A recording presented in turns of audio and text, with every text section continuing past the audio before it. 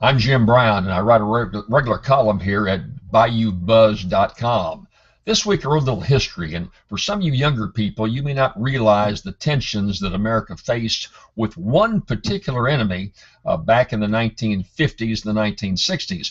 We're all very much involved in the Middle East right now with brush fires burning all over the place. You don't know who the good guys and the bad guys are, and we obviously have a number of enemies in the world today.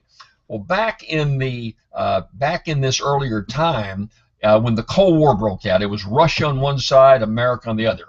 Pretty simple. It's very, very dangerous, but pretty simple because the Russians controlled everything going to the east of West Berlin, the Balkans, all of Eastern Europe, and America handled everything towards the west. There was a standoff, military standoff. We had missiles pointed at each other, but each side kind of took care of its own brush fires, where today we've got brush fires breaking out all over the place.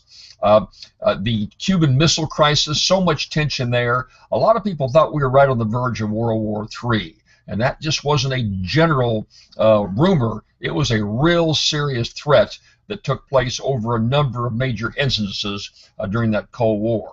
I had a very small incident that I wrote about in the column this week where I crossed the Berlin Wall that was controlled by the Russians, the East Germans, a puppet state of the Russians, and how I played a role in an international incident when I was in the United States track team. So you'll get a kick out of my column. Hope you'll read it. It's right up on BayouBuzz.com. And if you want to check out all of my columns, I write one every single week here on this site. My site, too, is a lot of interest to you. You can go to it at www.jimbrown.usa.com. So hope you enjoy it, and I hope you'll tune in next week and read more of my columns right here at BayouBuzz.com.